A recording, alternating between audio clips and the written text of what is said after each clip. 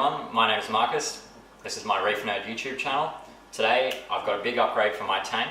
A custom made fully acrylic auto top-off container has arrived and I've installed it, so I'm going to talk about that and what I'm using it for and how the setup works. This is my old auto top-off. It was a simple 26 litre plastic tub that I got from Bunnings.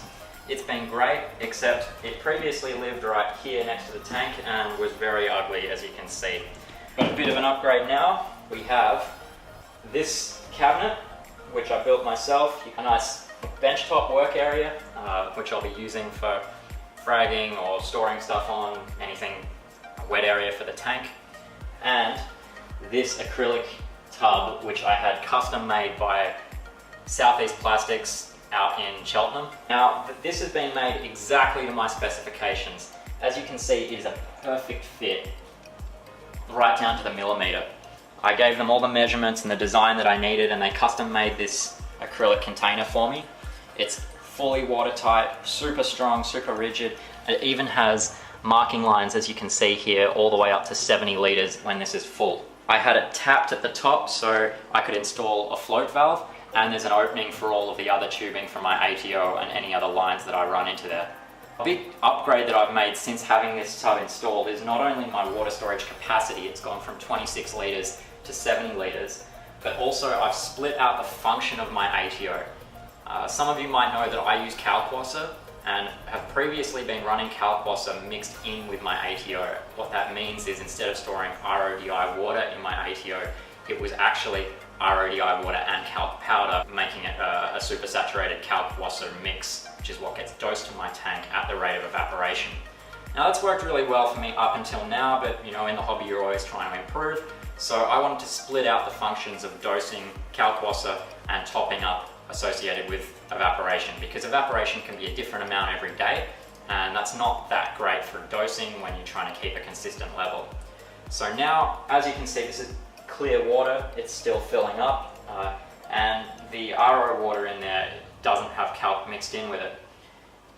What I have now is this Avast Marine K1 calc stirrer. So that's connected to that dosing pump that I reviewed a couple of videos ago, the single channel Wi-Fi dosing pump, and that is what is taking RO water from this reservoir, pumps it through this reactor, which is where the Kalkwasser is continually mixed and stirred, and then the reactor overflows into the sump. That's dosing at a rate of about 2.1 litres a day, which is approximately what my average evaporation is. However, that now is set at 2.1 litres a day and won't change according to whether I have a really hot or cold day, and the evaporation changes as a result. Therefore, my actual ATO, I use the Smart ATO Micro, here's the sensor for it here, is operating independently to the dosing of Kalkwasser. This has only been possible now because I have this larger reservoir. With the smaller reservoir, I was actually pre-mixing large batches of Kalkwasser, which would last me about a week. But now that I have the really large reservoir, that's cut down a lot of maintenance. I can store 70 litres of water, and the mixer, the calc stirrer, can store about 3 weeks worth of calc powder in it. So overall, less maintenance, more consistent dosing, and a great upgrade for my tank. I think this looks pretty great, as you can see here. Nice cabinet, it all fits, it all matches. Big upgrade over what I previously had, which was this great tub. Thanks for watching. I hope you found this useful. Might give you some ideas for setups you can do with your tank. If you're interested in getting a custom made reservoir made for yourself, I'll put the details to Southeast Plastics in the link in the description.